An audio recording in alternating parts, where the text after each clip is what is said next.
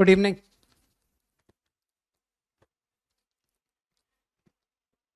Exercise 1 है ना, circles. 11 to 15, any doubt? 11 to 15, 14। Gradient, gradient slope को कहते हैं, ठीक है ना।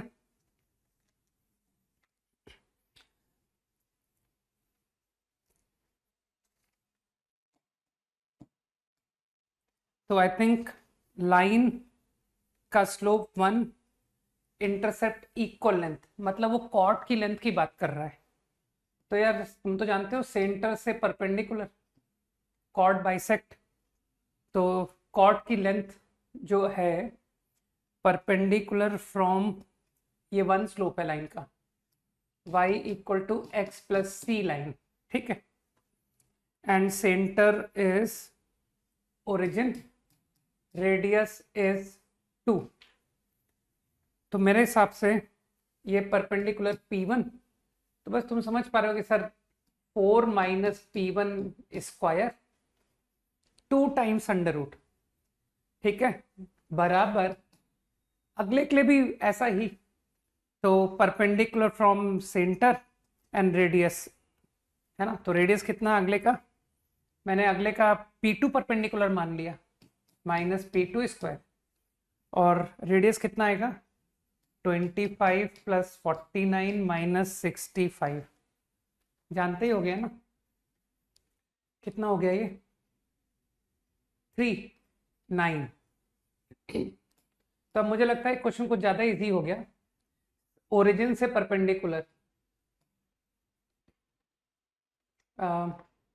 Mod c upon root 2, 9 minus perpendicular from 5, 7, 5, 7, 7 minus 5,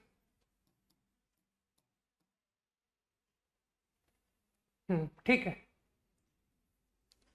got the answer. Up to 20, 17 का सेकंड पार्ट, 17 का second part. Equation of circle passing through 3 point, वो तो तुम कर ही लोगे कि सर दो को डायमेट्रिक एंड और S plus lambda L, third point put करके सर्किल निकाल दिया। Find the coordinate of intersection of tangents, it is cut by the line. अरे नहीं, सेकंड पार्ट बहुत टफ है, ठीक है। 13th क्वेश्चन तुम्हारा एक्सपर्टाइज एरिया, कि सर 13 के आगे हेडिंग डालो दिस इज अवर स्ट्रेंथ, ठीक। और बोलो up to 20, 18,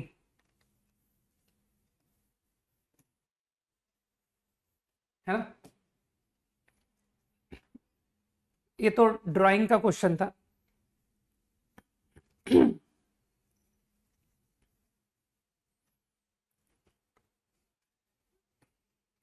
sir centre at origin, radius 4, ठीक है। 4 circles, centre -3, 0, having radius 1, unity मतलब 1। तो तुम तो जानते हो ना कि सर वो हॉरिजॉन्टल और वर्टिकल पॉइंट -4 और -2, ये आ गया सर्कल। ऐसे लिखते जाओ, अगला सर्किल -1, तो -1 रेडियस 1, तो तुम समझ पा रहे हो कि इक्वल सर्किल इस तरह से डायग्राम बनता जा रहा है। फिर नेक्स्ट सर्किल का सेंटर है ना, ये 0 है, 1 इज लाइक दिस, 2, और फिर लास्ट सर्किल 3, 0, ये 4 सर्किल। अब circle having centre at origin, ये है सेंटर, रेडियस 4, तो रेडियस 4 तो इधर से पास करेगा,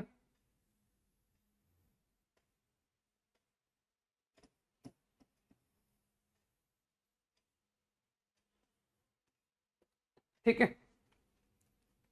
नाउ कॉर्ड पी क्यू, अच्छा ये 4 circles A B C D, ठीक है, इस chord P Q of S, S ये सर्किल है, touches the circle B, circle B कौन सा है, ये है circle B, and passes through centre of C, ये सेंटर ऑफ सी मतलब 1,0 से पासिंग एंड टचिंग टेंजेंट। तो तुम तो समझदार हो कि सर ये है वो कॉर्ड,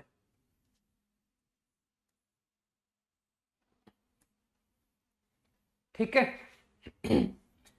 तो टचिंग, तो तुमको क्या पूछा उसने, कॉर्ड की लेंथ निकालो। तो कॉर्ड की लेंथ तो बहुत आराम से निकलेगी कि मुझे तो आदत है सेंटर से परपेंडिकुलर डालने की, ये रहा सेंटर से परपेंडिकुलर, कॉर्ड बाइसेक्ट हो गया। तो अब कुछ लोग देख पा रहे हैं कि सर ये परपेंडिकुलर जो है 90 एंगल, ये टेंजेंट है ना, ये 90, तो मुझे लगता है कि ये सिमिलर ट्राइंगल है ना, सिमिलर ट्राइंगल, तो 1/2 इज 1/2, तो कुछ लोग समझ गए कि सर ये रेडियस 1 है ना, तो दिस अपॉन दिस, अभी अभी आपने बोला हाफ, तो इसका मतलब है ये लेंथ हो गई हाफ, ये हाफ लेंथ हो गई। तो अब तुमको क्या चाहिए, कॉर्ड की लेंथ चाहिए ना, तो यार ये तो कुछ ज्यादा ही बच्चों टाइप क्वेश्चन ही हो गया कि सर 2√r², रेडियस कितना था 4, r² माइनस p², एकदम छोटे बच्चे से कराने वाला क्वेश्चन था नहीं कि सर ये आंसर हो गया, कॉर्ड की लेंथ बता दी। 15 क्वेश्चन तो सबको ही पता है ना, 15 कोई कह रहा था शॉर्ट, एच के, एच के इज द शॉर्ट मेथड, ठीक है ना, लाइन की इक्वेशन आ जाएगी एच के की मदद से, सोचना कैसे, एच के कैसे तुम्हारी मदद करेगा लाइन की इक्वेशन लाने में, और फिर लाइन की इक्वेशन आने के बाद tangent, make it tangent. Question number 20, question number 20 का ये एक गलत कर्व है ना, जो कर्व तुमको दिया गया है मान लो ये उसका गलत ग्राफ है, P is not on the curve, ठीक है, P कहीं भी मान लो, लाइन ड्रॉन थ्रू P, हो सकता है कोई कहे सर P कर्व के बीच में कहीं है, हो सकता है कोई कहे बाहर है, मुझे इस बात में एकदम इंटरेस्ट नहीं है कि P किधर लाई कर रहा है, जहां तुम्हारी मन करे वहां दिखा दो कि ये रहा P, line is drawn through meet at Q at R, है ना। अब एक काम करो, इस सवाल का मुझे टू द पॉइंट अप्रोच लिखो, क्योंकि मैं देखना चाहता हूं कि कितने लोग इस क्लास से कुछ कर पाएंगे, इस प्रॉब्लम में किस आइडिया का यूज करने जा रहा हूं मैं क्विकली। अब थोड़ा सा मैं ये देख करके चलूंगा ना, मैं एग्जाम के बाद सरप्राइज नहीं चाहता हूं, मुझे भी तो पता पड़े कि यार इतना मेहनत करके पढ़ाता हूं, ये लोग इतने मेहनत करके पढ़ते भी हैं कि नहीं पढ़ते। बहुत खतरनाक सॉल्यूशंस बता रहे हो, वेरी गुड।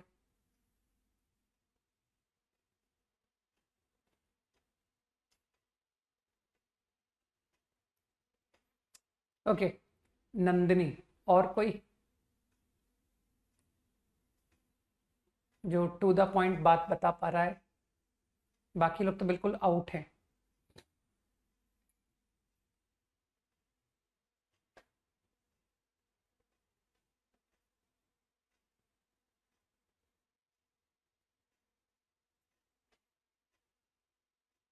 सुधांशु,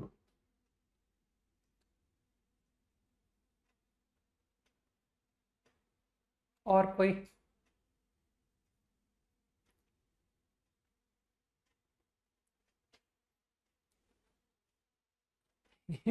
मैं चूज करूंगा, सुधांशु अब तुम कंफ्यूज हो, है ना,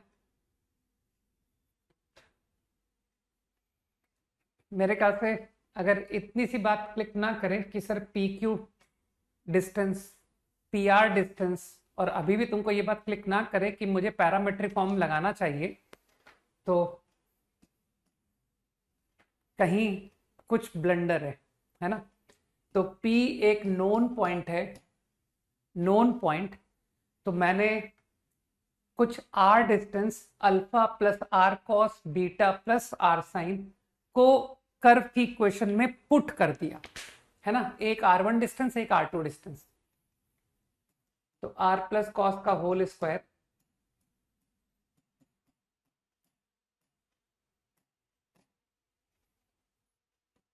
टू एच एक्स वाई, ये क्या लिख दिया यार मैंने, देखो तुम्हारे साथ मैं भी तुम्हारे जैसा हो गया है ना, कि सर आपको तो पैरामेट्रिक फॉर्म ही नहीं आता।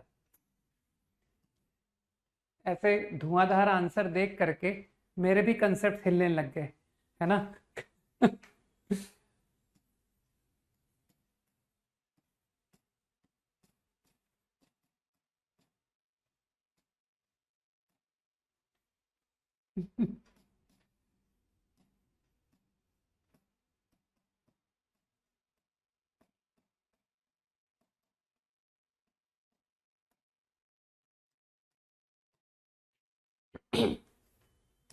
बीटा प्लस आर साइन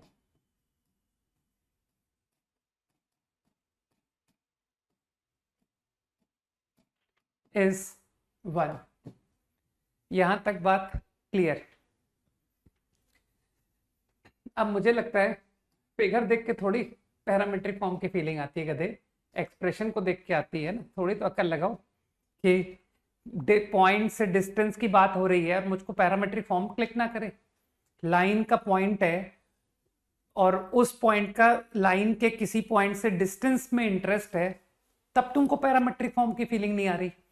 और होमोजेनाइज तो लोग, ग्रेट लोग जो होमोजेनाइज की बात कर रहे हैं, उनको इस बात की ही नहीं पता है कि होमोजेनाइजेशन में ओरिजिन नाम की कोई चीज होनी चाहिए और ओ ए ओ बी पेयर की बात होनी चाहिए, है ना। तभी तभी मैं देख पा रहा हूं कि कुछ लोग कंटिन्यूसली होमोजेनाइजेशन के किसी भी सवाल को पहचान नहीं पा रहे हैं, ठीक, जो कि इस क्लास के लोगों की स्ट्रेंथ में आना चाहिए था।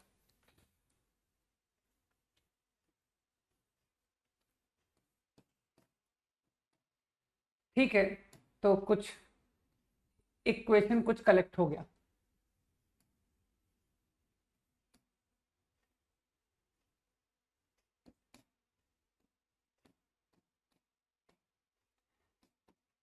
अब चलो ये इस जो मैं लिख रहा हूं उसको तुम समझ पा रहोगे कि मैं किस तरह से कलेक्ट कर रहा हूं।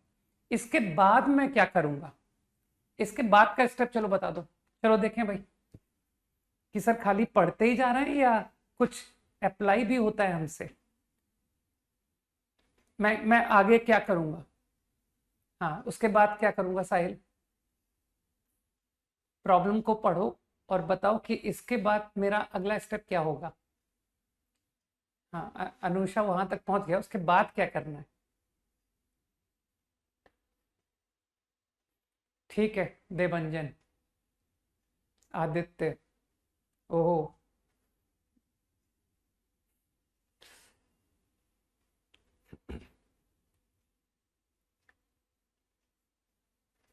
ठीक है, नंदिनी एंड देवंजन, और एनीबडी एल्स। इसके बाद भी लोग नहीं बता रहे कि इसके बाद आप ये करना। ठीक है, तो कुछ लोगों ने मुझे बताया है कि सर इसके बाद प्रोडक्ट ऑफ रूट यूज होगा क्योंकि P q into p are, और ये जो P q into p are है वो आर वन आर टू है। हाँ उसमें ये जरूर कह सकते हो कि सर आर वन या तो पी क्यू है या माइनस पी क्यू है, इस बात का कंफ्यूजन छोड़ देना। ठीक, तो कोई बात नहीं, तुमको p q into p r चाहिए ना, तो मैं मॉड ले लूंगा कि sir mod r one r two, इस पर मेरा ध्यान है। तो क्वाड्रेटिक का प्रोडक्ट ऑफ रूट मेरे ख्याल से तुम लोग आज भी जानते होंगे कि कैसे निकालते हैं। कांस्टेंट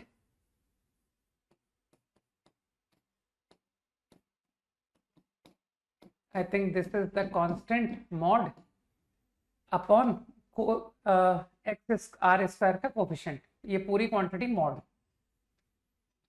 ए कॉस स्क्वायर साइन कॉस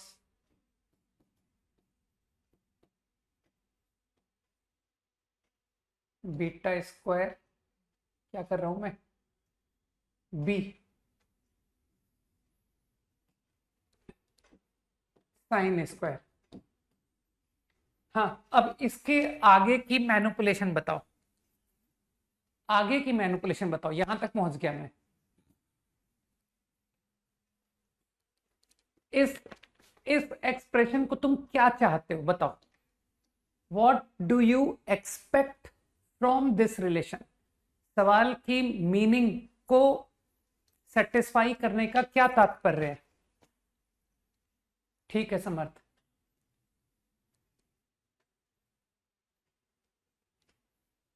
और भी लोग बता सकते हैं कि इस एक्सप्रेशन से तुम क्या एक्सपेक्ट करते हो। ठीक है रुद्र,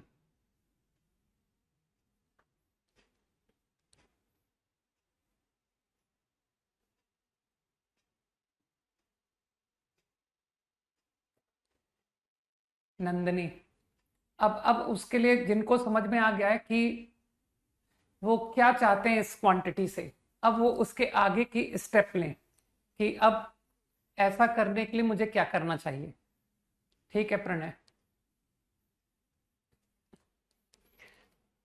नक्षत्र,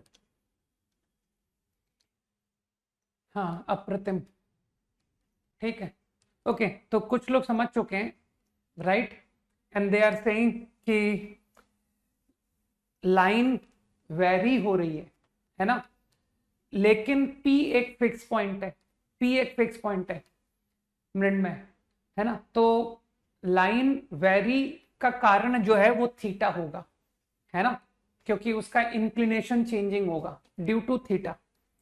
तो मेरे ख्याल से थीटा वेरिंग है, तो मुझे ये कांस्टेंट चाहिए फॉर एवरी पोजीशन, तो इसे इंडिपेंडेंट ऑफ थीटा। नहीं, आंसर नहीं चाहिए मुझे, मुझे मैनिपुलेशन का हिंट चाहिए कि व्हाट टू डू नेक्स्ट। तो संभव है कि कुछ लोग मुझे बता पाए कि सर इसे डायरेक्ट पीछे से आंसर देख के नहीं, इसे एक्सप्रेशन को देख के मन में विचार आ रहा है कि चलो टू थीटा में कन्वर्ट कर लो। ये देखो साइन टू थीटा है, और जब टू थीटा इसे लिखा है तो इसे भी टू थीटा लिख लो यार, है ना, कहाँ समय लगता है। तो न्यूमरेटर को तो छोड़ो, उस वो तो बेचारा इंडिपेंडेंट ऑफ थीटा ऑलरेडी है। तो a 1 plus cos two theta by 2 h sign to theta b 1 minus cos two theta by 2।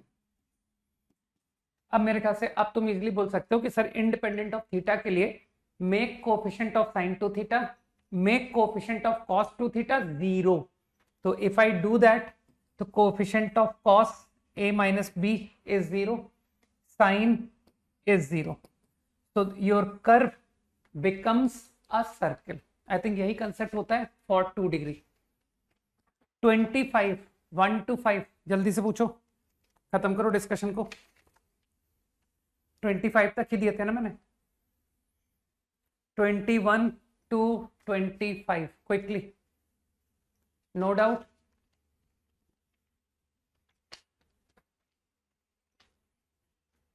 Twenty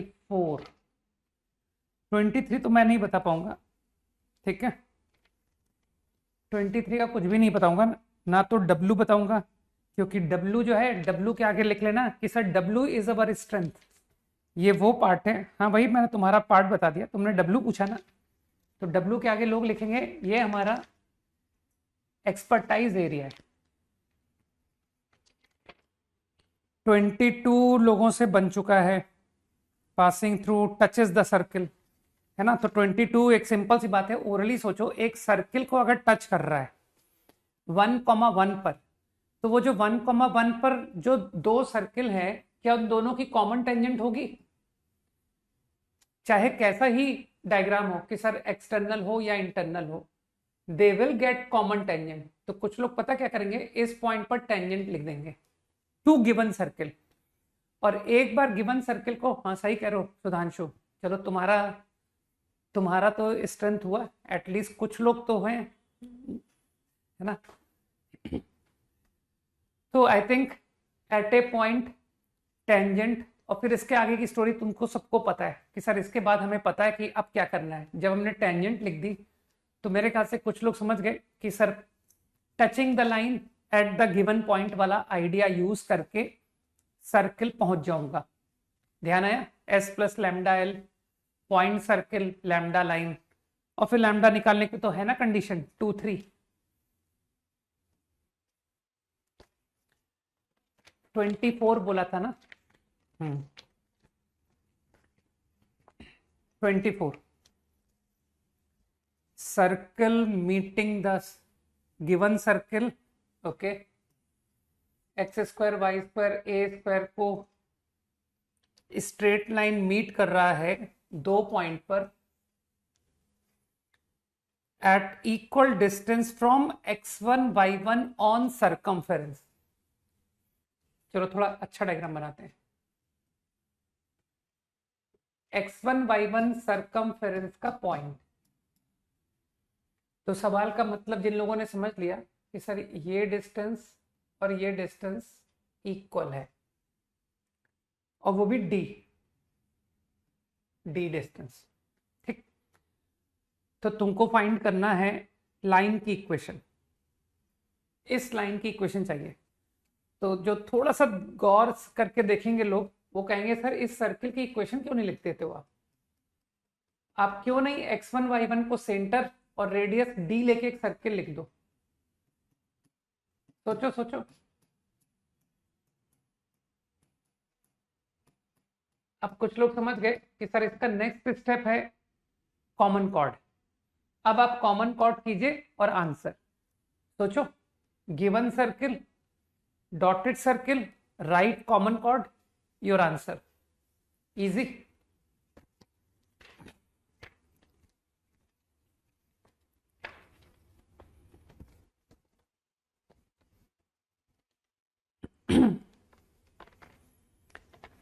last class I think मैंने रेडिकल सेंटर बताया था ना, है ना? रेडिकल सेंटर की चलते हुए डेफिनेशन बता करके गया था, रिमेंबर? क्या बात है भाई प्रगति एंड कार्तिक, 25 क्यों पूछ रहे हो यार?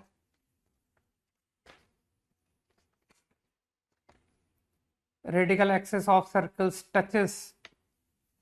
अरे ठीक है ना यार, ये 2 सर्किल की रेडिकल एक्सिस में तुमने गलती कर दी होगी। तुमने एक्स स्क्वायर वाई स्क्वायर का कोफिशिएंट ही नहीं लिखा होगा 1।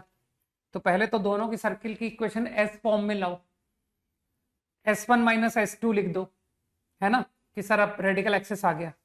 अब तुमको मालूम है कि नहीं कि रेडिकल एक्सिस अगर टच करती है तो परपेंडिकुलर फ्रॉम सेंटर बराबर रेडियस होता है। तो अब एक काम करना, -1, 1 से परपेंडिकुलर ड्रॉप करना और बराबर 1 कर देना, तो होपफुली तुम्हारा क्वेश्चन हो जाएगा। ठीक है?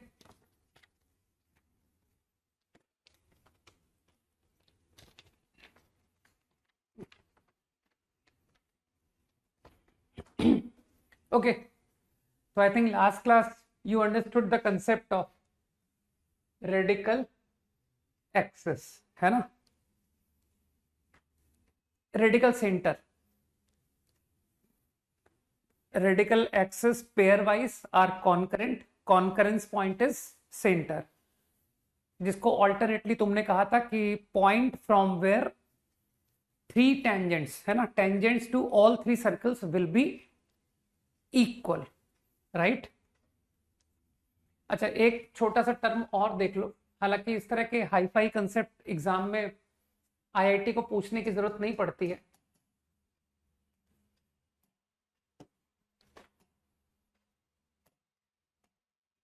Coaxial system of circles.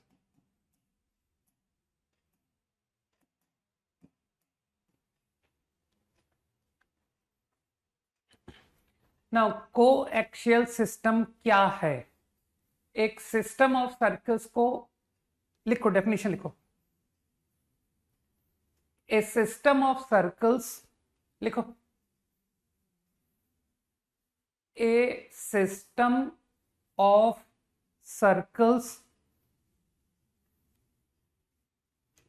is said to be coaxial if a system of circles is said to be coaxial if every pair of it if every pair of it has same radical axis. If every pair of it has same radical axis. ठीक, बस तुमको पता होना चाहिए। मतलब कोई से भी दो सर्किल उठाओ, आउट ऑफ देम, तो जो रेडिकल एक्सेस आएगी ना सबकी सेम होगी, राइट?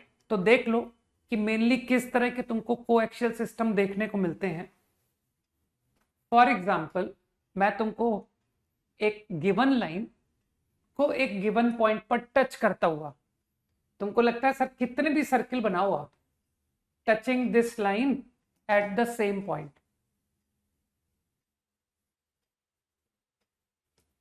जितना मर्जी बनाओ, सही है?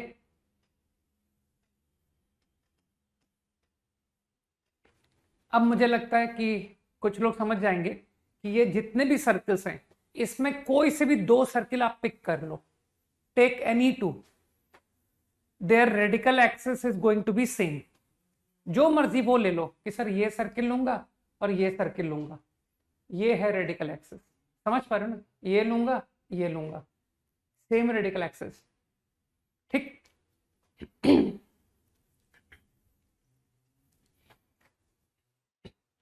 नाउ एक और केस बताता हूं, मतलब दिमाग में रख सकते हो कि सर मेनली दो तरह के कोएक्सियल सिस्टम देखने को मिलते हैं, touching the line at the same point as well as having same common cord.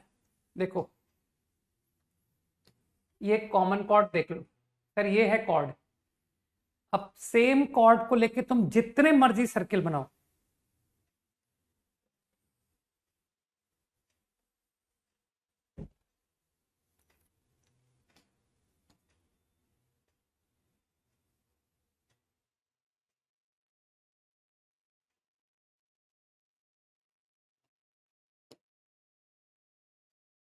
तो मेरे ख्याल से लोग फील कर पा रहे हैं कि सर ये जो भी आप सर्किल बना रहे हो इसमें कोई से भी दो सर्किल पिक करो और रेडिकल एक्सिस सोचो, तो रेडिकल एक्सिस यही आएगी। तो ये जो सिस्टम ऑफ सर्कल्स है, ये सिस्टम ऑफ सर्कल्स है, दे आर कोएक्सियल सिस्टम। मेरे ख्याल से डेफिनेशन मस्ट बी क्लियर कि कोएक्सियल सिस्टम का क्या मतलब है, सही है?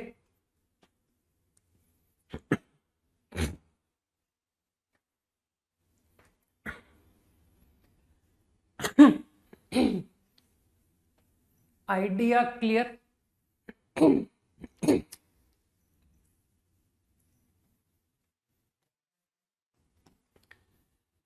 अब मेरे ओपिनियन में बात को देखना,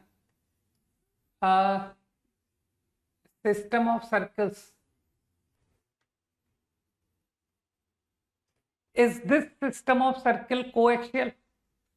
बताओ, ये जो मैंने सिस्टम ऑफ सर्किल दिखाया है क्या ये कोएक्सियल सिस्टम है? Yes no? Tell system of these three. मेरे ख्याल से answer is no. Very easy है ना कि सर दिख तो रहा है, रेडिकल एक्सेस सेम है ही नहीं, ये रहा रेडिकल एक्सेस, ये रहा रेडिकल एक्सेस, नहीं है, सेम नहीं है, तो this is not a coaxial system. Wrong. तो मेरे ख्याल से definition is clear. Got it? Okay.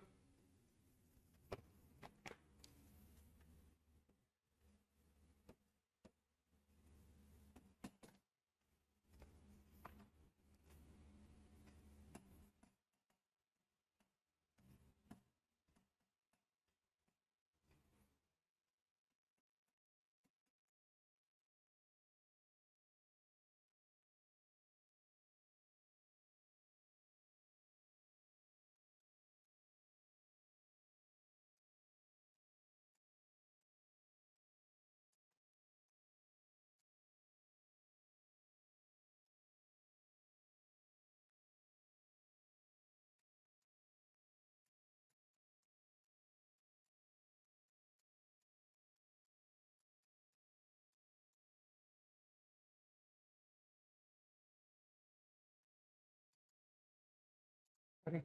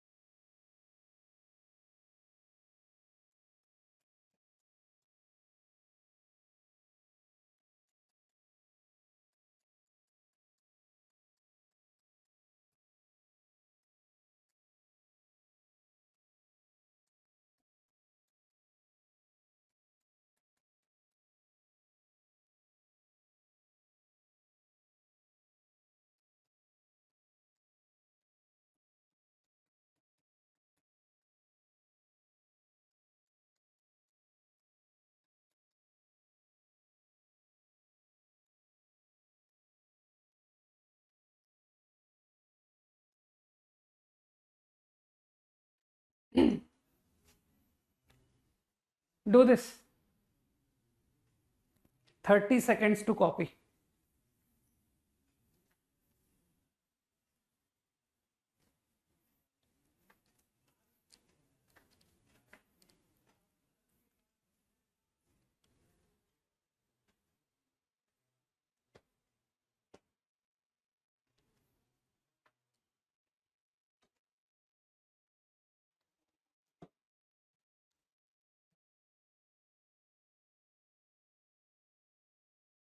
Lying on same circle.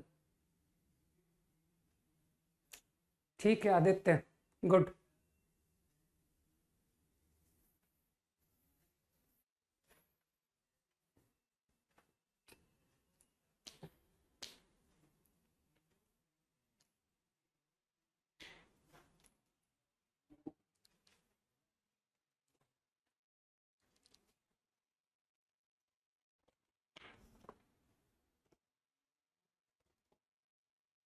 सही है यशराज. Question copied.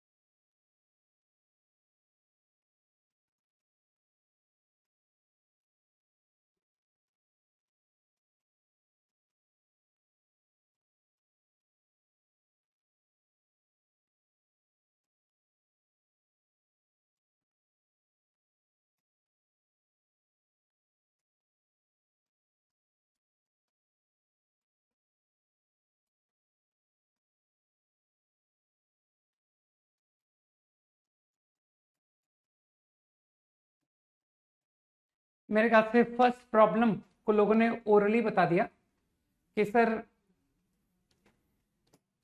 एकदम लल्लू क्वेश्चन है ये एक सर्किल है, इसको लाइन ने कट किया. एक ये सेकंड सर्किल है, इसने सेकंड लाइन ने कट किया, और ये 4 पॉइंट सर्किल पर लाई कर रहा है, ऐसा क्वेश्चन में बताया गया है. तो use the idea of concurrency of radical axis of 3 circles, है ना.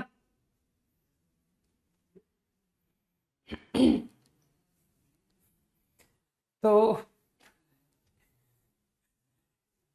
S1 समझ पा रहे हो ना कि sir dotted circle and this circle radical axis, ये रहा रेडिकल एक्सिस. डॉटेड सर्किल और ये सर्किल, ये रहा रेडिकल एक्सिस. और एक तीसरी रेडिकल एक्सिस जो तुमको दिख नहीं रही है वो दिखा देता हूं कि सर ये डार्क सर्किल और डार्क सर्किल की रेडिकल एक्सिस. है ना। तो हम जानते हैं कॉनकरेंसी ऑफ 3 रेडिकल एक्सिस, सबको पता है ना, 3 सर्कल्स के radical axis taken pairwise are concurrent. तो मानते हो using the idea of concurrency, क्या ना सर ये आंसर। अरे ये जो व्हाइट रेडिकल एक्सिस है, ये व्हाइट रेडिकल एक्सिस के ही तो कोफिशिएंट्स हैं, S1 माइनस S2। अरे सर्कल की इक्वेशन नोन है भाई सर, ये इक्वेशन आपकी S1 माइनस S2 से 2G1 माइनस G2 X। कुछ लोग समझ गए बात को। और रही बात बाकी के 2 रेडिकल एक्सिस, सर ये रहे LX MYN PX QYR। तो I think question is correct, आपने बिल्कुल सही सवाल पूछा। ठीक, कुछ करने को था ही नहीं, खाली स्टेटमेंट बोलना था, concurrency of radical axis, problem over.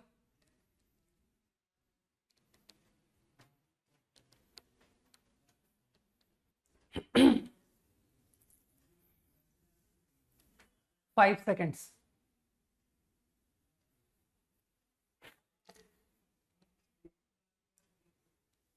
Done.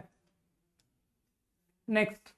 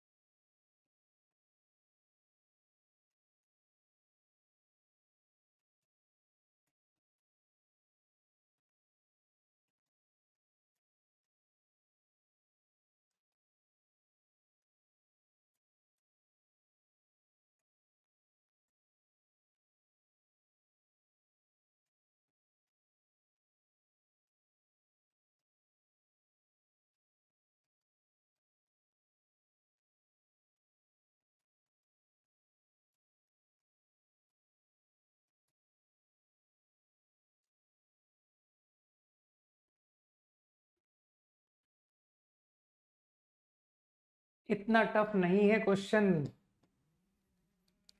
तुम लोग डायग्राम बनाया करो यार। ट्राइएंगल,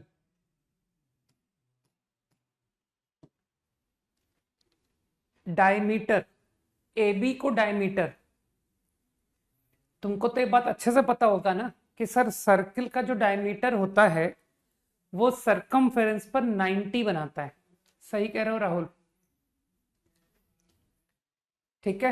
हाँ, एंड क्षितिज, मनन। तो मेरे ख्याल से चलो ए बी को डायमीटर लेके सर्किल बनाते हैं। तो कुछ लोग मेरी इस बात को एग्री करेंगे कि सर वो जो सर्किल है ना वो इस पॉइंट से पास करेगा, altitude from B as well as altitude from A, इन दोनों पॉइंट से वो पास करेगा। तो that circle having A B as diameter, ये रहा वो सर्कल। तुम तो जानते हो मैं इस पावरफुल प्रॉपर्टी का बहुत ज्यादा यूज करता हूँ, है ना।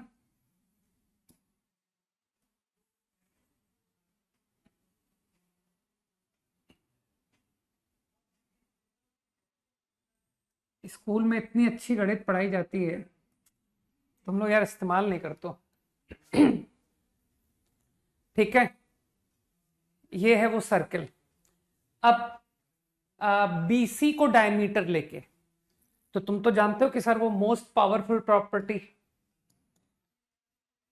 Diagonal diameter make 90 at circumference. तो आपका जो सर्कल है बीसी एस डायमीटर, वो ये 2 पॉइंट से पास करेगा।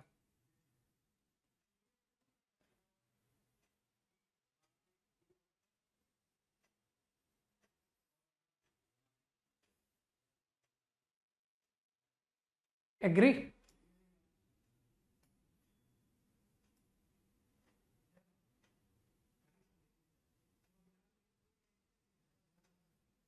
जल्दी से हाँ बोल दो कि हाँ बिल्कुल आप सही कह रहे हो। अभी मैंने थर्ड सर्किल नहीं बनाया, लेकिन क्या तुमको ये 2 सर्किल, हाँ ठीक है अनुषा, तो क्या तुमको दिखाई दे रहा है कि सर ये जो 2 सर्किल आपने ड्रॉ किए हैं, आपकी रेडिकल एक्सिस ये रही, सर ये रेडिकल एक्सिस है। तो क्या फील कर पाए कि सर रेडिकल एक्सिस तो एल्टीट्यूड है, तो क्या by similarity similarly you will prove कि सर इसका मतलब है बाकी के 2 भी पक्का रेडिकल एक्सिस आ रहे होंगे, सॉरी एल्टीट्यूड आ रहे होंगे। तो कई लोग बात को समझ गए कि your radical axis is the altitude. तो भाइयों रेडिकल सेंटर क्या होगा? Ortho centre. तो सर ये सवाल भी आपका सही था। Your problem is again correct. ठीक है ना, बोनस नहीं था ये क्वेश्चन, सही सवाल। प्रॉब्लम खत्म।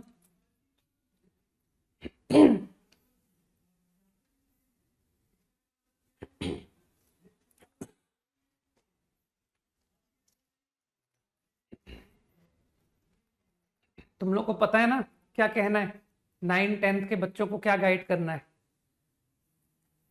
सिमिलर ट्रायंगल सर्कल्स की प्रॉपर्टी 10th में जितनी है उसको बहुत डीपली करो, उसी ज्योमेट्री में और गहराई में चले जाओ कि और अच्छे सवाल और प्रैक्टिस, है ना। उनको ये राइट गाइडेंस देना है और उनको कहना कि जिस कोचिंग ने तुमको 9th-10th में कैलकुलस पढ़ाने की जरा सी कोशिश भी की ना, तुरंत लीव, उससे क्विट करो, ये गलत है। ठीक है, ये मेरी 9th-10th खराब कर देंगे ये लोग। ठीक, तो 9th-10th बिगड़ने मत देना। 9th-10th का मैं बहुत ज्यादा इस्तेमाल करता हूं in JEE, right. Okay, definition लिख लो, I will explain. Before talking about orthogonality of circles, हम 2 कर्व के एंगल का जनरल मीनिंग समझते हैं कि 2 कर्व के बीच का एंगल का क्या तात्पर्य है। ये मीनिंग लिखा है मैंने, कॉपी करो।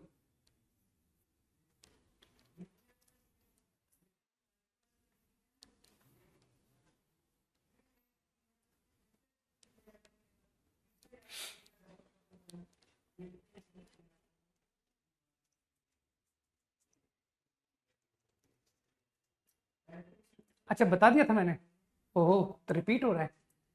कोई नहीं, फटाफट एक फास्ट रिपीट, है ना। ये 2 कर्व है, हाँ याद आ गया मुझे, एसएल लोनी में क्वेश्चन था। गुड यार, चलो कुछ लोग क्लास में वाकई में रेगुलर हैं, है ना, उनको पता है कि सर आप पीछे सारे चैप्टर्स में क्या पढ़ा के आए हो। बहुत अच्छी बात है, गुड। तो I think you all understand कि एंगल बिटवीन 2 कर्व्स, ये डेफिनेशन है, straight forward definition, is the angle between tangents 2 curve at intersection point, है ना। और उस मोमेंट तुमने एंगल बिटवीन लाइंस का फॉर्मूला सीखा नहीं था। अब तुम्हारे पास एंगल बिटवीन लाइंस का फॉर्मूला है कि सर मैं टेंजेंट का स्लोप निकाल लूंगा m1 m2 और फिर m1 minus m2 upon 1 plus m1 m2 से प्रॉब्लम हो जाएगा। सही है? तो एंगल बिटवीन टेंजेंट्स, और कई लोग समझ गए कि जो एंगल टेंजेंट के बीच में होता है वही नॉर्मल के बीच का होता है, कि सर इस लाइन को परपेंडिकुलर, है ना। तो वही 10th क्लास में फिर आ गया मैं कि सर ये 10th क्लास ज्योमेट्री बार बार आ जाती है कि y angle between normals and y angle between tangents is the same. This angle plus this angle is 90 and this angle plus this angle is also 90. तो देखिए आपके टेंजेंट का angle और आपके normal का एंगल बराबर है। ठीक, नाउ अब सर्कल की बात करते हैं। ठीक, तो एंगल बिटवीन सर्कल, तुमको लगता नहीं कि sir angle between two circles निकालना बहुत इजी हो गया, है ना। ऑब्वियसली ये सवाल तुमसे तभी पूछा जाएगा जब दो सर्किल इंटरसेक्टिंग होंगे, अदरवाइज तो इसका मीनिंग ही नहीं है। ठीक, टू सर्कल्स इंटरसेक्टिंग, राइट। तो तुमको लगता नहीं कि सर, मैं तो आपको बहुत जल्दी बता दूंगा कि दो सर्किल नोन है, नोन सर्किल का एंगल कितना होगा। तो कई लोग कहेंगे कि सर सर्किल गिवन का मतलब है I know centre, I know radius. हाँ बोलो यार, सर्किल गिवन है भाई, C1 का कोऑर्डिनेट पता है, C2 पता है, रेडियस पता है ना। तो इसमें तुमको लगता नहीं कि sir angle between normals will be a good idea, है ना, कि गो फॉर नॉर्मल के बारे में सबको ज्ञान है कि सर नॉर्मल सेंटर से पासिंग लाइन होती है, डायमीटर होती है, तो पॉइंट ऑफ इंटरसेक्शन को ज्वाइन कर दीजिए to C1, point of intersection को ज्वाइन कर दीजिए टू C2 और चलो ये एंगल निकाल दो। हाँ बोलो जल्दी, ये एंगल बिटवीन नॉर्मल्स है कि नहीं? तो सबको नजर आ रहा है? से यस। तुम्हारी चैट डिसेबल हो गई यार, इतना इतना अच्छा पढ़ाया कि इतने सारे लोगों ने यस लिखा कि चैट डिसेबल हो गई। चलो आ गई, यस आ गई, गुड। तो आई थिंक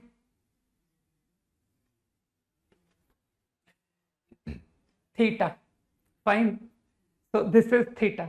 तो आई थिंक तुम्हारा तो सॉल्यूशन ऑफ ट्राइंगल कुछ ज्यादा ही अच्छा है कि सर R1 R2, तो why don't you apply cosine and obtain cos theta.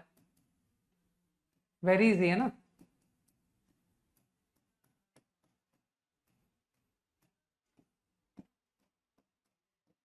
मत याद करना, हाँ क्या याद करेंगे कि सर कुछ तो याद करेंगे यार, ये याद करो, बहुत मन है ना याद करने का, ये याद करो।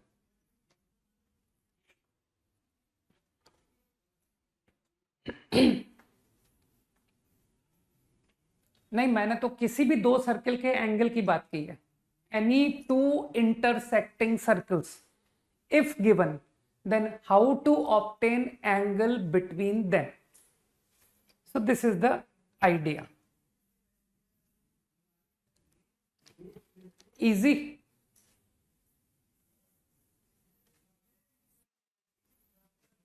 Five seconds quickly.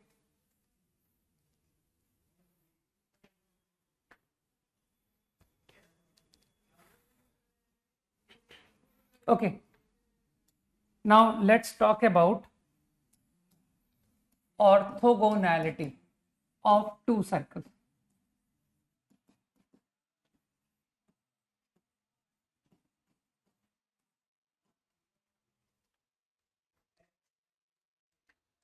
Orthogonal term तुम लोग समझते हो? परपेंडिकुलर, परपेंडिकुलर को हम लोग ऑर्थोगोनल भी कहते हैं। तो now two circles orthogonal. Now let's obtain relation. What should be the condition? So we are given that two circles G1F1C1, G2F2C2। ये तुम्हारे सर्कल्स दे दिए मैंने। I want to obtain the condition so that two circles are orthogonal, है ना।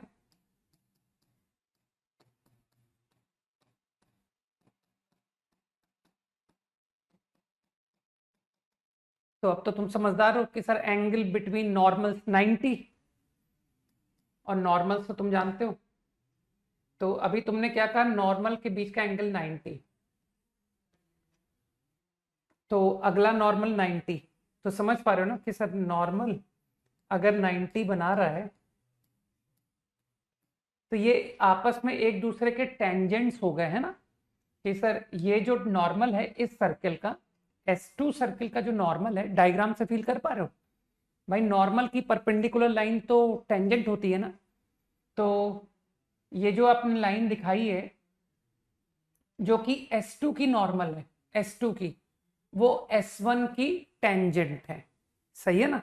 और इसी तरह से ये जो लाइन है ये S1 की नॉर्मल है लेकिन S2 की टेंजेंट, फील कर पा रहे हो। तो तुम तो सीधा मुझको पाइथागोरस ही तो लिखवा रहे हो, है ना, कि सर पाइथागोरस डायरेक्ट लगाइए, R1 R2, राइट। तो यू कैन डायरेक्टली से C1 C2 स्क्वायर बराबर R1 square plus R2 square. तो let's obtain the formula, okay. तो C1 C2 is what, distance formula use कर रहा हूं मैं।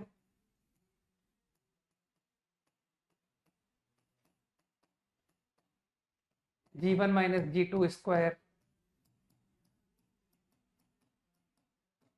Is R1 square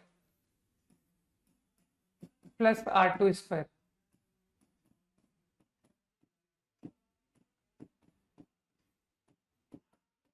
now if you do simplification, अरे वो कोसाइन लॉ में cos 90 एक ही बात है यार, लोगों को पाइथागोरस एज ए फॉर्मूला पता होता है। तो I think if you simplify you get the result 2G1 G2 plus 2F1 F2 बराबर C1 plus C2। now I will apply this as formula, इसे रट लो, ठीक है। तो आगे मैं डिराइव नहीं करूंगा, I will directly apply condition of orthogonality of to circles. तो एज फॉर्मूला यूज करूंगा क्विकली।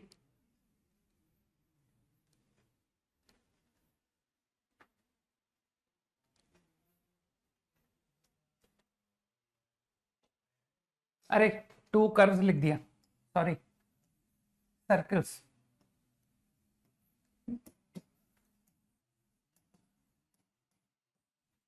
हमने कंडीशन सर्किल के लिए निकाली है, ठीक है ना।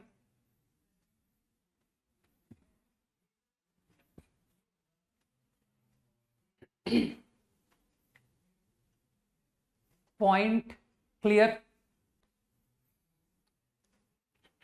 चलो एक अच्छी, तुमको बहुत अच्छी प्रॉपर्टी बताता हूं, लिखो, नोट बनाओ, नोट, बहुत अच्छा नोट है।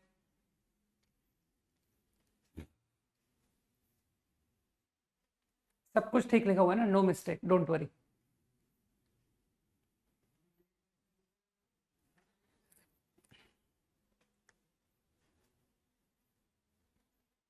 लोकस ऑफ सेंटर लिखो, जो मैं बोल रहा हूं, लोकस ऑफ, अच्छा अच्छा अच्छा अच्छा, ठीक है ठीक है ठीक है, वेट, हैप्पी, ये मिस्टेक सही कर लो भाई, है ना। इस तरह की गलतियां मैं करता रहता हूं, नहीं, अब सही हो गया। हाँ लिखो, नोट लिखो, locus of centre of circle, locus of center of circle which is orthogonal to which is orthogonal to two given circles,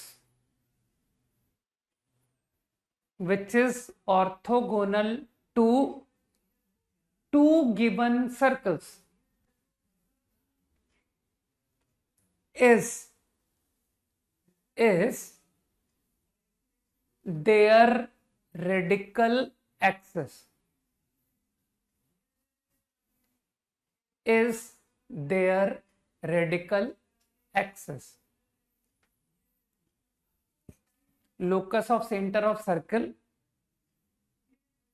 which is orthogonal to two given circles. अरे locus of circle, center of circle which is orthogonal to two given circles. Orthogonal is their radical axis. ठीक है,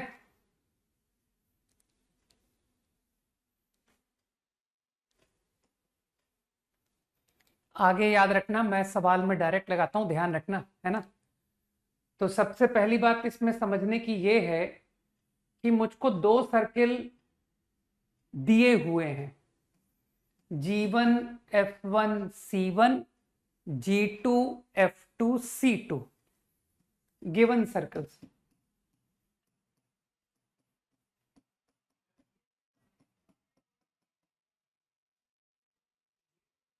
तो सबसे पहली बात तो ये कि circle which is orthogonal to them will not be a unique circle, they will be infinite, there will be infinite such circles. ऐसे बहुत सारे सर्कल्स होंगे, है ना।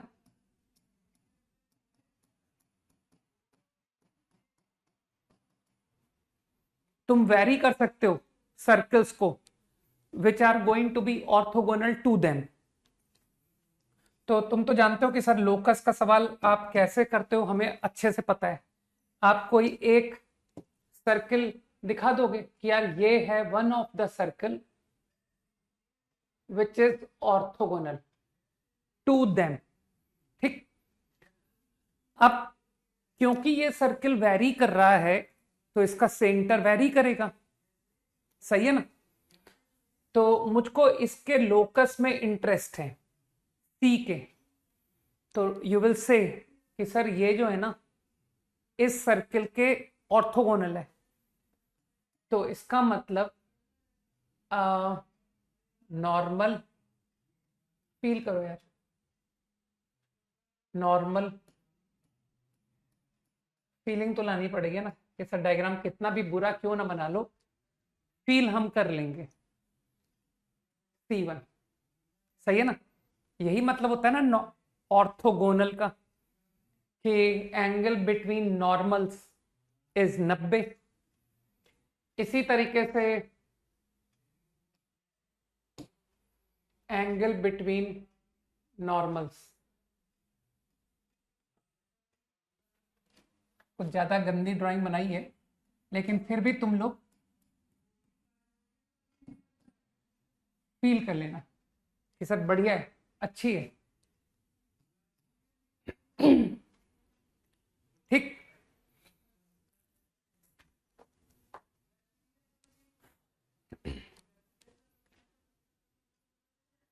तो आई गेस अब जिसका थोड़ा कंसेप्ट अच्छे हैं वो क्या बोलेगा कि सर ये तो सवाल खत्म हो गया, कि सी से ये जो आपने ब्लू लाइन दिखाई है ये तो टेंजेंट है ना, लेंथ ऑफ टेंजेंट है, सी से length of tangent to S2 circle, C से length of tangent to S1 circle, ये तो दोनों बराबर हो गए क्योंकि ये दोनों तो रेडियस हैं।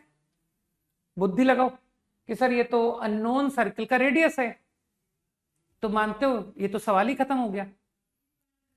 पॉइंट जिससे टेंजेंट इक्वल पड़ती है दो सर्किल को, ऐसा पॉइंट रेडिकल एक्सिस पर लाई करता है।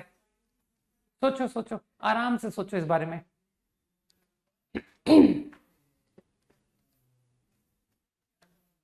ठीक है, तो मेरे ख्याल से लोग समझ गए कि लोकस हो गया, ऑब्टेन हो गया। सी है ना, सी का locus is going to be radical axis. Fine, extremely easy है ना, तो अच्छी प्रॉपर्टी है। और जो लोग थोड़े फॉर्मूला बेस्ड वाले लोग होते हैं कि सर हम फॉर्मूले से रट के करने वाले लोग, वो कैसे करेंगे, तो वो लोग कहेंगे कि देखो इसको ना जीएफसी सर्किल मान लो। अच्छा, जीएफसी नहीं मानना चाहते तो एच के, सर वो लोकस का सवाल है तो एच के मानना चाहिए ना। तो दे विल से कि this is my equation plus c, and they will say कि यूज कंडीशन ऑफ ऑर्थोगोनैलिटी। अभी फॉर्मूला सीखा है, to this circle is orthogonal to, तो यार वो G1 G2 पहचानो कि सर एक का G1 तो G1 है और अगले का जो G2 है वो -H है। तो अभी फॉर्मूला सिखाया है 2G1 G2 plus 2F1 F2 बराबर C1 प्लस C2, है ना। बाकी सवाल तो खत्म हो चुका है, लेकिन फिर भी जबरदस्ती तुम लोग कैलकुलेशन करवा रहे हो मुझसे। इसी तरह से चलो इस बहाने हम लोग फॉर्मूला कंडीशन ऑफ ऑर्थोगोनैलिटी लगाना तो सीख गए। This circle is orthogonal to this circle, तो 2G1 G2 अगेन, तो समझ पा रहे हो sir G2 minus H F2 minus K। I think idea सबको समझ में आना चाहिए। अब तुम लोग तो जानते हो कि सर लोकस में कोई भी वेरिएबल अदर देन एच के प्रेजेंट नहीं होना चाहिए। तो एक काम करिए, इन दोनों को घटा दीजिए। क्यों? क्योंकि ये जो सी है ये अनडिजायर्ड है, सी थोड़ी आना चाहिए लोकस में, है ना। सी तो वेरी कर रहा है ना वो सर्किल में, समझ पा रहे हो, that circle is a variable circle. तो मुझे लगता है कि इफ आई सब्ट्रैक्ट, तो देख लो क्या आ गया, 1 minus 2 G2 minus G1 H F2 minus F1 K, 1 minus 2 किया था ना, C1 माइनस C2। तो मेरे ख्याल से कुछ लोग समझ गए कि सर ये जो आप आंसर लिख के बैठे हो ना, यही तो रेडिकल एक्सेस है। 2G1 minus G2 X, 2F1 minus F2 Y, गलत लिख दिया ना मैंने, दिस माइनस दिस, हाँ ठीक है सही लिखा है, वो इधर प्लस C2 माइनस C1। तो कुछ लोग समझ पा रहे हैं कि मैंने आंसर सही लिख दिया है। I am getting radical axis. 5 seconds quickly.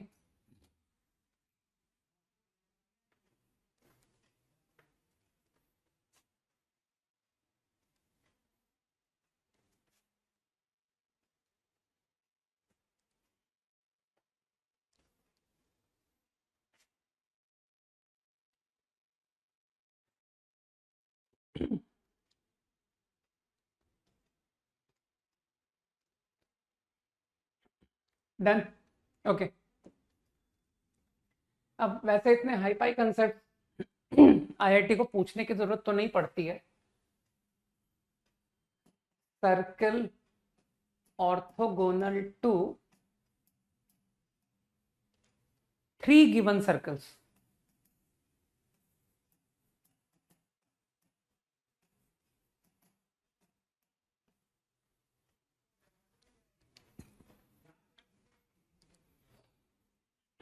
मुझको 3 सर्कल्स गिवन है, I want to obtain orthogonal to them. तो अगर आप तुम बुद्धि लगाओगे तो 2 सर्किल को ऑर्थोगोनल इनफाइनाइट थे, लेकिन 3 सर्किल को ऑर्थोगोनल इनफाइनाइट नहीं होंगे। अब तुमको यूनिक आंसर मिलेगा।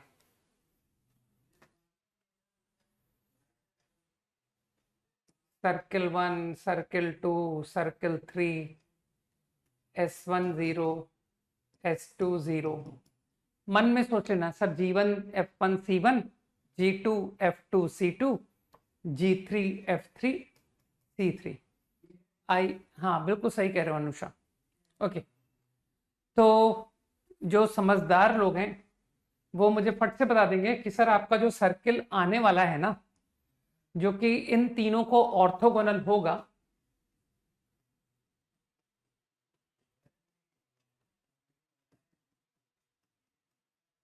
उसका जो सेंटर है, क्योंकि ये ऑर्थोगोनल टू S1 S2 है, तो ये radical access of S1 S2 पर लाई करेगा। ठीक है नंदिनी, रुद्र, है ना, समर्थ, रजत, क्या बात है, मृण्मय, अक्षत, प्रीति, यश, यश ने क्या लिखा है, Kartikeya,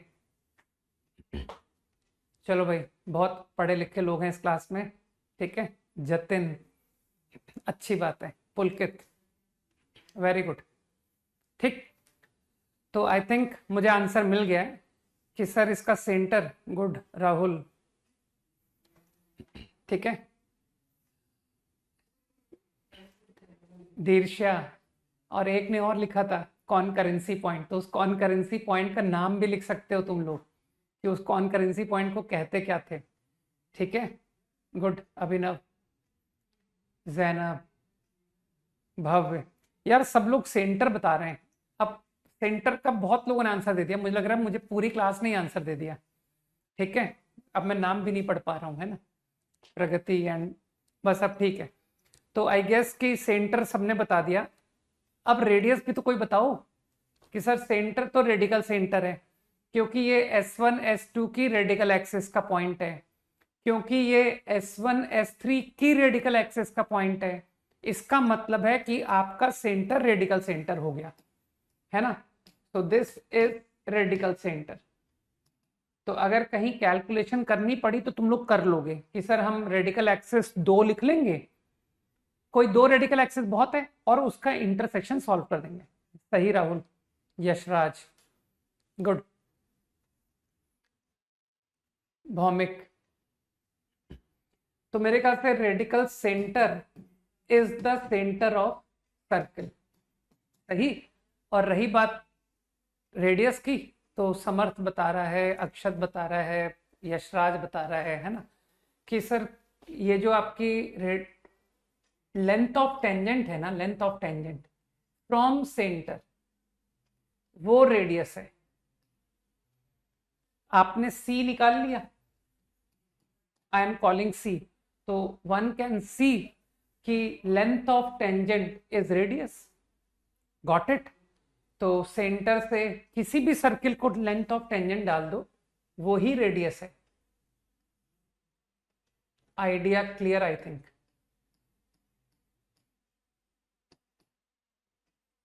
ninety,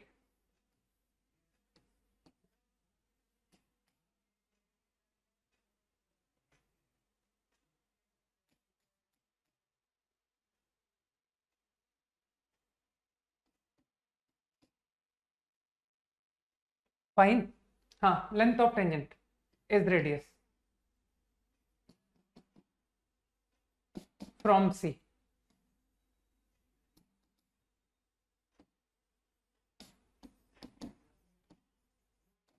to any of S1 और S2 और S3, सही है ना। किसी भी सर्किल पर टेंजेंट डाल दो, वही लेंथ, वही रेडियस है। इजी, तो बिल्कुल सिंपल कैलकुलेशन प्रॉब्लम, कि हमको ऑर्थोगोनल टू 3 सर्किल अगर पूछेगा तो हम बता देंगे कि what is your answer. 5 seconds quickly.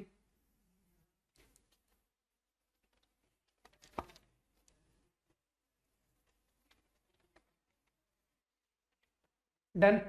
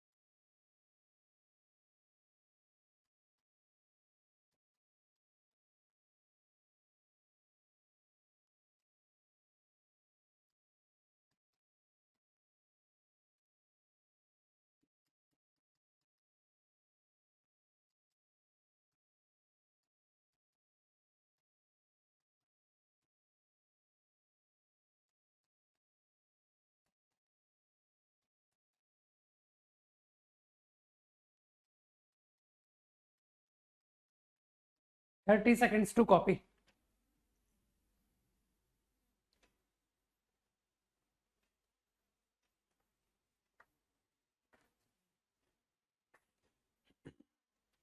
Quickly.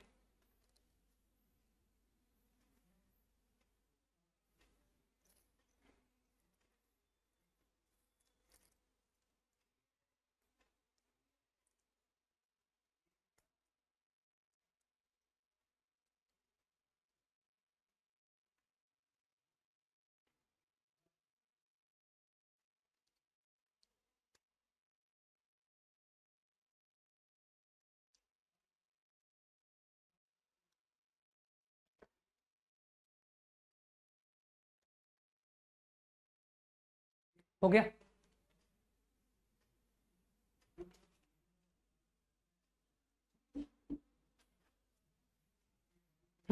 बिल्कुल परफेक्ट रुद्र.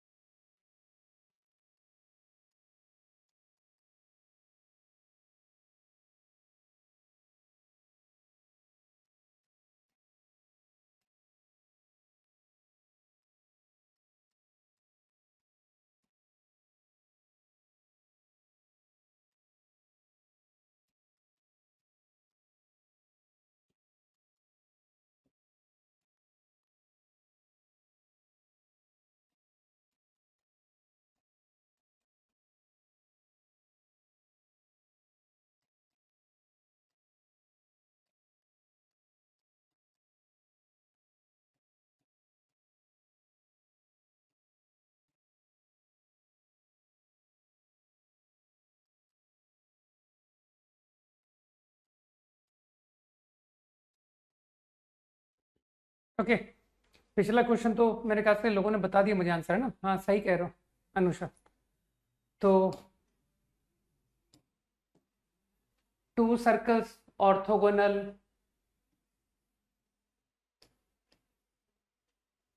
90 एंगल, है ना? Centres are what? क्या था सेंटर का नाम? C and D. C D. Orthogonal at A, at B. Obviously हर एक इंटरसेक्शन पर 90 होगा ना. तो मेरे ख्याल से लोगों ने डायरेक्टली डायमेट्रिक फॉर्म पहचान ली कि circle through them will have C D as diameter. तो I think x plus g1, g2, f1 and f2.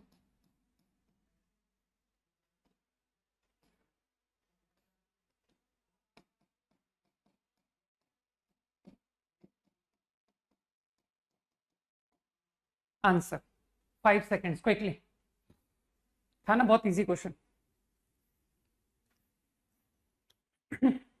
सही है जैनब. सभी ने आइडेंटिफाई कर लिया आई थिंक, है ना? यशराज, सभी ने पहचान लिया. गुड. अप्रतिम. Okay, next. अगला अच्छा क्वेश्चन है. अगले क्वेश्चन में बस मुझको इतना समझा दो कि क्या तुम इसका मतलब समझ चुके हो ना कि वो जो 2 सर्किल है 0a 0 माइनस ए, ईच सर्किल पर लाई कर रहा है. ठीक है, ऐसा नहीं कि this point lies on one circle and this point lies on other. ऐसा मैंने नहीं कहा. मैंने कहा है ये दोनों ही पॉइंट S1 पर लाई कर रहे हैं, ये दोनों ही पॉइंट S2 पर लाई कर रहे हैं. ऐसा मैंने कहा है. करो प्रॉब्लम करो.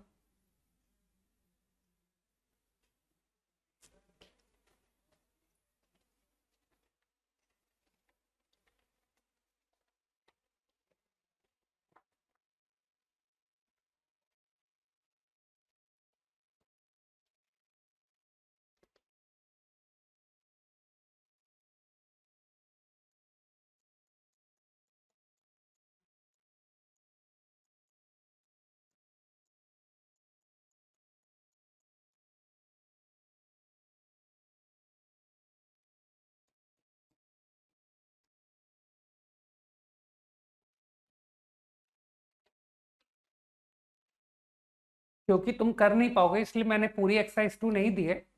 बाकी मेरी तरफ से तुम बिल्कुल अलाउड हो टू फिनिश सर्कल्स। तुम चाहो एक्सरसाइज 2 एक्सरसाइज 3 सब कर सकते हो, ठीक। तो जिसका होमवर्क हो जाए वो एक्सरसाइज 2 को पूरा एंड कर सकता है।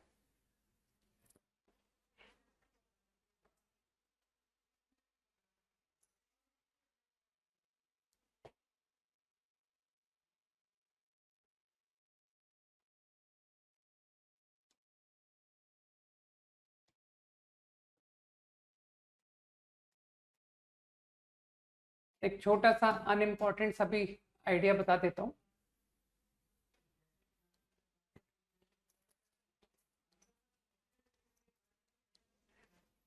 ओके चलो लास्ट प्रॉब्लम को साथ में ही खत्म करते हैं।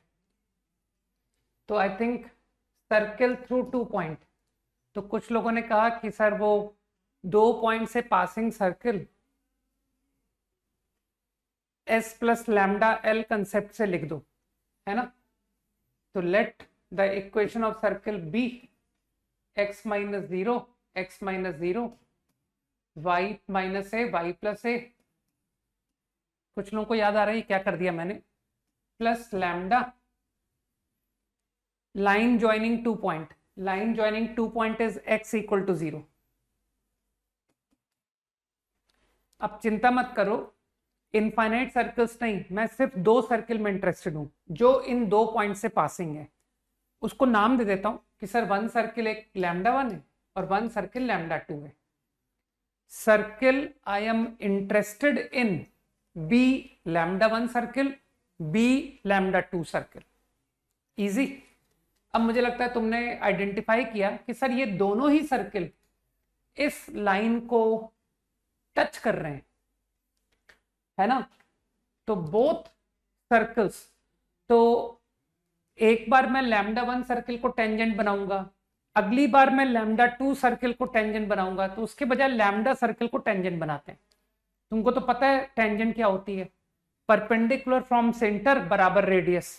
तो सेंटर क्या है भाई, सेंटर समझ पा रहे हो, अरे बहुत इजी है, minus lambda by 2 comma 0 centre, and what is radius, lambda square by 4 plus a square. इस बात को जरा समझो, for the circle what is the centre, what is the radius, think. सोच लिया कि हाँ सर सोच लिया। Now I am going to do perpendicular from centre over line which is minus m lambda by 2 plus d modulus upon under root 1 plus m square. I think this is what perpendicular distance equal radius. Obviously you understand कि sir 2 circle lambda 1 lambda 2 इस equation को satisfy करेगा, है ना। तो कुछ लोग क्या कहेंगे, सर इसको जरा इंटेलिजेंटली कलेक्ट कीजिए इक्वेशन को।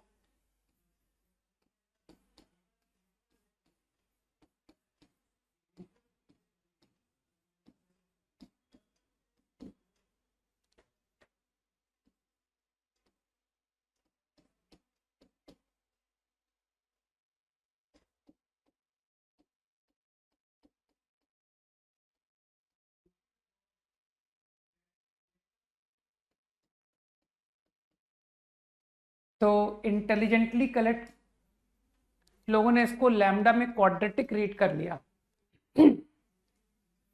सही है ना।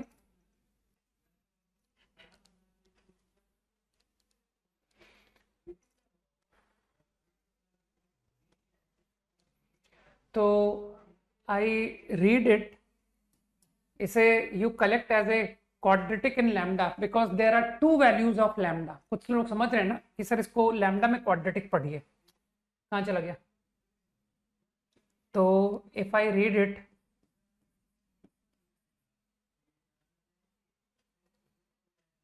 प्लस कांस्टेंट कितना आएगा यार, ए स्क्वायर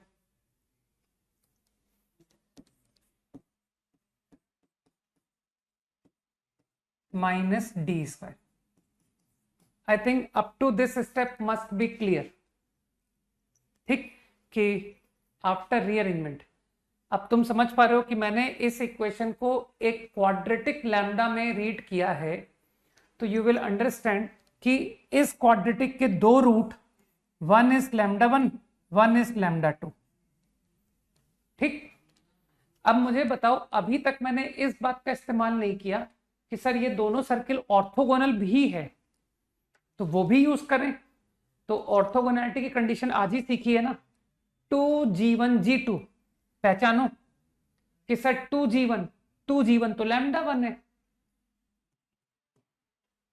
ठीक है, 2G1 G2 बुद्धि लगाओ, 2G1 G2 plus F1 F2, तो यार F1 F2 तो जीरो है, बराबर C1 प्लस C2, तो मेरे ख्याल से C1 C2 दोनों का सेम है, माइनस ए स्क्वायर माइनस ए square.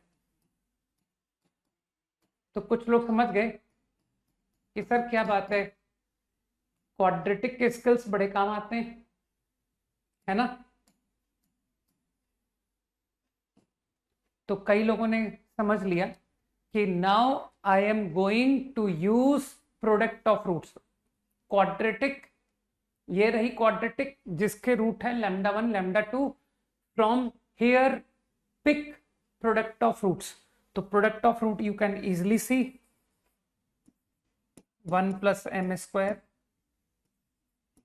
Minus D square into 4। मेरे ख्याल से कुछ लोग समझ रहे हैं कि सर ये है lambda one lambda two, and that equal minus 4a square. तो I think I get the result. आ गया आंसर? गुड प्रॉब्लम, है ना। बहुत सारे अच्छे कंसेप्ट्स को एक साथ उठाया। अगर गौर से देखोगे तो बोलोगे कि सर दो पॉइंट से पासिंग सर्किल का कंसेप्ट, फैमिली ऑफ सर्कल्स का कंसेप्ट, दो सर्किल के ऑर्थोगोनल का concept, line tangent to circle का कंसेप्ट, है ना। तो ऐसे ही सवाल आईआईटी में मिलते हैं जहां पर बड़ा जबरदस्त मिक्सिंग होती है ना, कि not a single concept, multiple concepts are used in the problem. अच्छा क्वेश्चन था। चलो क्विकली एक आखिरी पॉइंट बता दूं तो तुम्हारा चैप्टर इज नाउ ओवर। तो आउट ऑफ सिलेबस बात को मैंने थोड़ा आखिर में रखा, ठीक है, लेकिन फिर भी जानना इंपॉर्टेंट है ना। तुम तो जानना कि सर मुझे पोलर का ज्ञान है।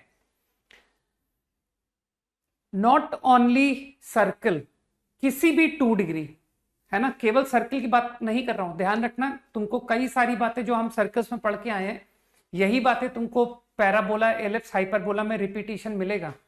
तो वहां पर मेरे लिए बहुत आसान होगा क्योंकि मैं तुमको बहुत अच्छे से सर्कल्स में पढ़ा चुका हूं। ठीक, तो जो भी डेफिनेशन मैं बता रहा हूं is not only for circle, is for every 2 degree curve. ठीक,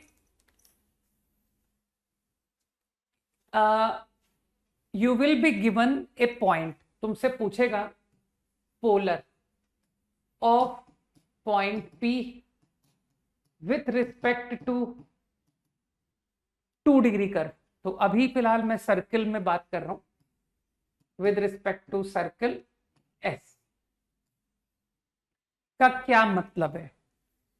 एक पॉइंट का एक गिवन सर्किल से पोलर का क्या मीनिंग है? मीनिंग तो डेफिनेशन लिखते हैं पहले, सोचने दो यार। लिखो, डेफिनेशन लिखो जो मैं बोल रहा हूं। Draw chords,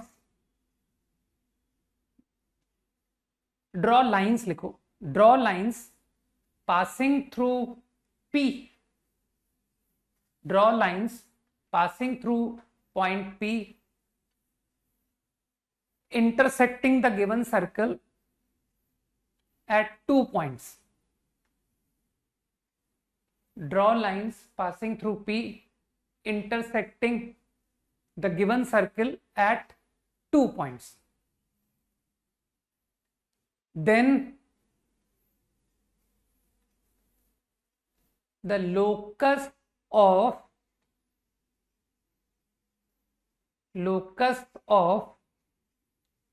intersection of tangents, locus of intersection of tangents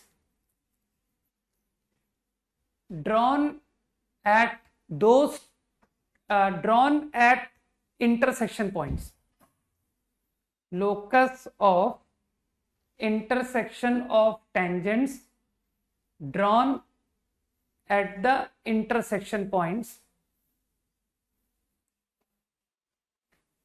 is called polar. Locus of intersection of tangents drawn at intersection points is said to be polar of P with respect to given circle. And the point P is said to be the polar,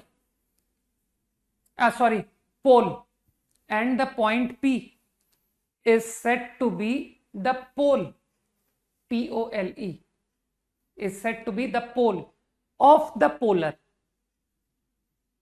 Point P is said to be the pole of the polar with respect to given circle.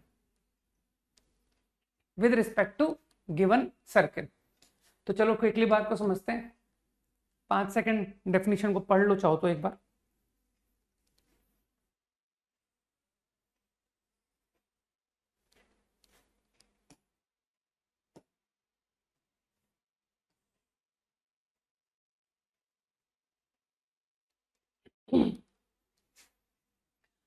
तुमको एक circle दिया गया है,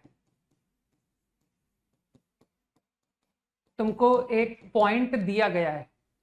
point कहीं भी हो सकता है, अंदर भी हो सकता है, बाहर भी हो सकता है. अगर तुम कहते हो कि सर अंदर है, पॉइंट पी अंदर है, मुझे कोई तकलीफ नहीं, अंदर ले लो, ये गिवन पॉइंट है.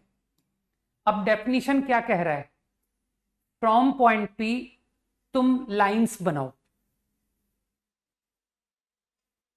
यू ड्रॉ लाइंस, ठीक, इंटरसेक्टिंग इट एट 2 पॉइंट्स. अब तुमको क्या करना है? You have to draw tangents at intersection point. तो लाइन का इंटरसेक्शन पर यू विल ड्रॉ टेंजेंट्स. अब ये टेंजेंट जहां इंटरसेक्ट करेगा, इस पॉइंट का लोकस कहलाता है पोलर. तो क्योंकि तुमने मुझे लोकस बोल दिया कि sir locus of this point, तो तुम जानते हो एच के, कि sir it should be called H के. मैं पोलर ऑब्टेन करने जा रहा हूं.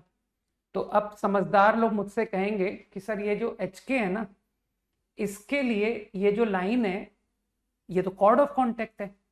तो ये लाइन की इक्वेशन उन लोगों ने मुझे बता दी कि सर कॉर्ड ऑफ कॉन्टेक्ट के आइडिया से लिख दीजिए. तो कॉर्ड ऑफ कॉन्टेक्ट के आइडिया से एच एक्स, अभी भूले थोड़ी होगे कि sir cord of contact T0 होता है. H X K Y G X plus H F Y plus K plus C. अब तुम्हारे में से कुछ लोग कहेंगे कि सर ये जो कॉर्ड ऑफ कॉन्टेक्ट है ना, अल्फा बीटा इस लाइन पर लाई कर रहा है, तो अल्फा बीटा को पुट कराइए, पुट अल्फा बीटा. तो got a relation like this.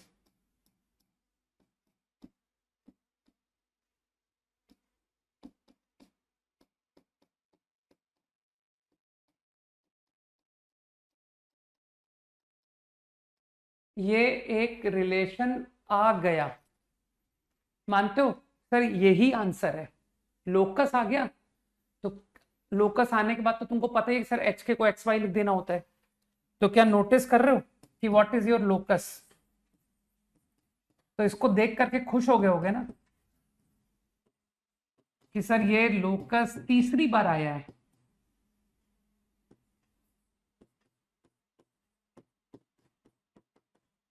है ना, कि सर ये आंसर हम थर्ड टाइम देख रहे हैं कि अरे यार ये तो T0 है ना, तो कितना इजी हो गया ना,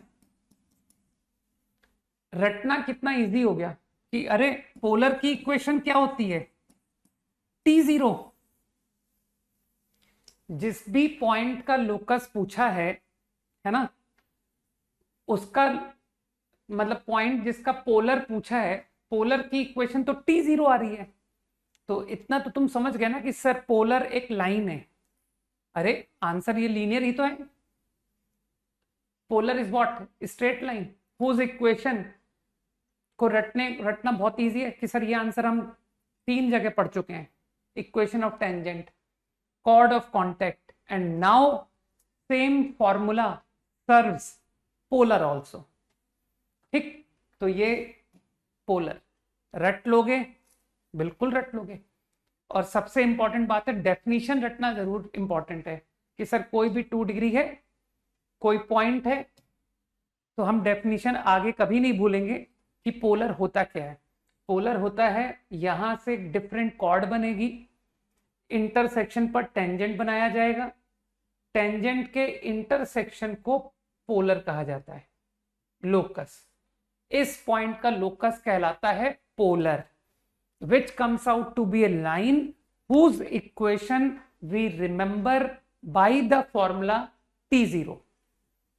ठीक, और अब ये जो भी पोलर आ गया है ना, कुछ ड्रॉ कर दूं कि सर मान लीजिए ये पोलर है, मान लीजिए ये आपका पोलर है, तो इस पोलर के लिए with respect to given circle, ये जो पॉइंट P है ना, ये सॉरी ये पॉइंट P खुद कहलाता है pole. Point P is said to be pole. समझ गए? तो मिलेंगे क्वेश्चंस मिलेंगे, तो मेनली 2 तरह के सवाल होते हैं, एक पोल दे दो और पोलर निकलवाओ, या उल्टा सर पोलर दे दो, पोलर दे दो और पोल निकलवाओ। समझ गए? तो चिंता की कोई बात नहीं है, राइट। एक सवाल हमने कभी सर्कल्स में किया था जब हमें पोल पोलर की डेफिनेशन नहीं आती थी, ठीक है, तो हमने एकदम नॉर्मल थॉट से किया था। तुमको याद दिलाता हूं, चलो। एक सवाल था कि सोचने दो क्या सवाल था। एक सर्कल है, उसके ऊपर ये लाइन भी गिवन थी, इसकी इक्वेशन दी हुई थी, है ना। You were given the equation, और फिर तुमसे सवाल पूछा गया था, from every point on this line chord of contact will be drawn from every point,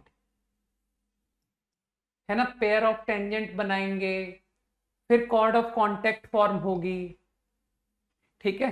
फिर तुमसे पूछा गया था कि प्रूव करो all chords of contact will pass through a fixed point, ठीक है, कि वो सारी कॉर्ड्स ऑफ कांटेक्ट एक फिक्स पॉइंट से पास करेंगी, ऐसा प्रूव करो।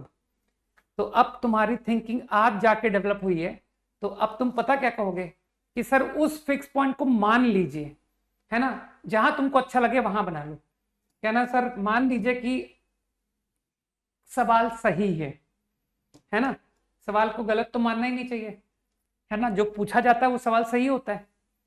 तो कुछ लोग कहेंगे सर मान लीजिए कि क्वेश्चन सही था और वाकई में वो कॉर्ड्स ऑफ कांटेक्ट कॉन्करेंट थी एट ए पॉइंट, तो मान लीजिए वो पॉइंट ये है, तो अब वो पता क्या कहेगा, सर ये जो पॉइंट है इससे देखिए आपने क्या किया, कॉर्ड बनाई, कॉर्ड के एंड पॉइंट पर टेंजेंट बनाई, और टेंजेंट का जो इंटरसेक्शन है वो इस लाइन पर लाई कर रहा है। तो क्या इसका मतलब ये नहीं हुआ कि find the pole whose polar is given, ये नोन था।